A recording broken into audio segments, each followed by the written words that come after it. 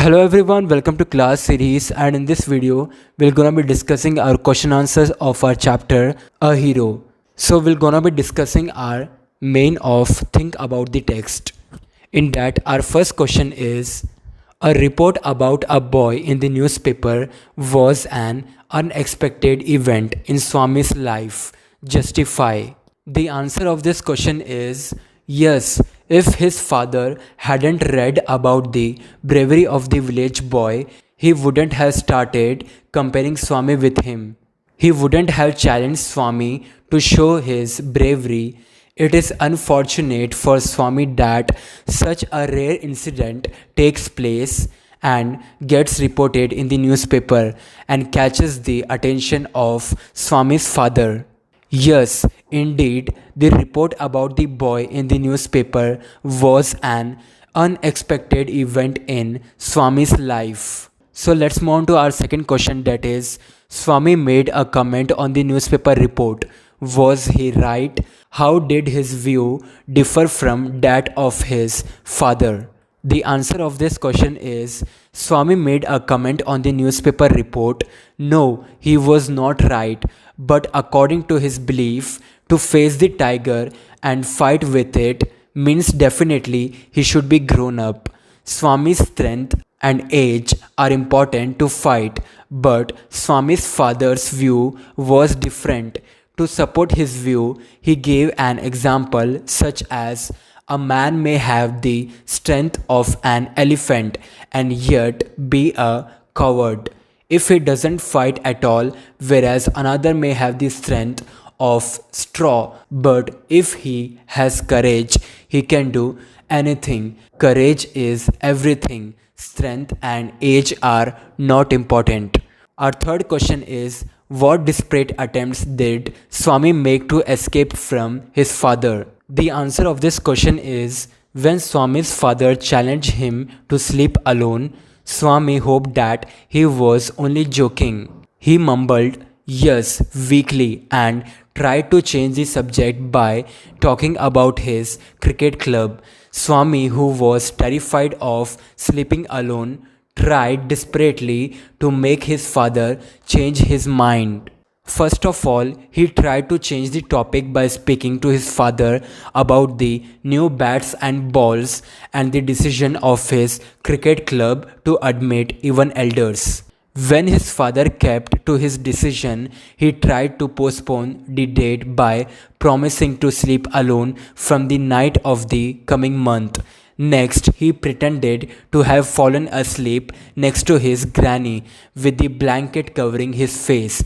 But when his father pulled the blanket away and ordered him to sleep alone as the last request, he pleaded with his father to allow him to sleep in the hall instead of the office room. But all these attempts turned out to be futile as his father remained resolute in his decision. Our fourth question is, why did Swami conclude that his father's proposition was frightful? The answer of this question is, Swami had a habit of sleeping beside his granny. He was afraid of sleeping alone. In this condition, Swami concluded that his father's proposition or suggestion was frightful. Our fifth question is, as the night advanced, Swami felt that something terrible would happen to him. What would it be? How would it happen? The answer of this question is, when Swami was in the office room at night, he remembered all the devil and ghost stories. His friend Mani has seen the devil in banyan tree. Muni Swami's father spat out blood. His thoughts linked like a chain. Swami thought that something terrible would happen to him. The ghost may come and carry him away. All these thoughts made him faint. Our sixth question is, there was absolute silence in the room. In spite of it, some noises reached Swami's ears. What were they? The answer of this question is, the different kinds of noises that reached Swami's ears added to Swami's fear. In the stillness of the night, even unusual sounds added to Swami's nervousness. The ticking of the clock, the rustle of trees, snoring sounds, and the humming sound of the night were the different sound that reached Swami's ears in the stillness of the night. Our seventh question is narrate Swami's dreadful experience when he was lying under the bench. The answer of this question is though Swami fell asleep when he slept under the bench, he was troubled by nightmares. He dreamt of a tiger chasing him and his inability to escape as his feet were stuck to the ground and wouldn't move. The tiger was at his back and he could hear the claws scratching the ground. There was also a loud thud. Swami desperately tried to open his eyes but couldn't. Finally, when he opened his eyes, he realized that he wasn't next to his granny. In the wakeful state, he was in for another horror. He could sense something moving down, and he thought it was the devil that had come to take him. In his desperation, he hugged it with all his strength and bit into it.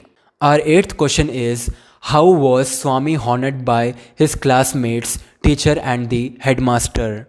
The answer of this question is Swami became a hero in one night.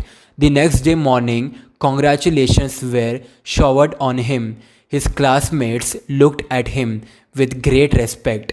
His teachers patted his back and felt very proud of him.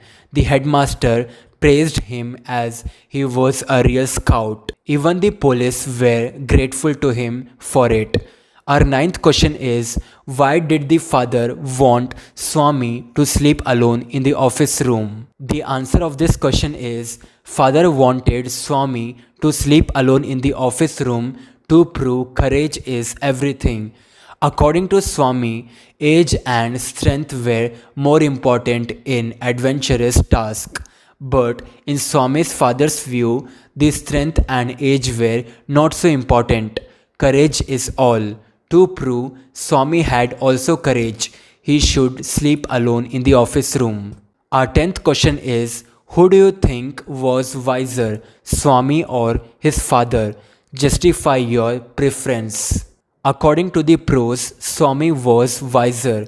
Swami was afraid of darkness and loneliness when he saw something was moving. He felt that his end had come. He assumed that the devil would pull him and tear him. So why should he wait? As it came nearer, he crawled out from the bench, hugged it and used his teeth like a mortal weapon. This shows at the time of emergency he used his wisdom. By this act, he helped to catch the notorious burglar.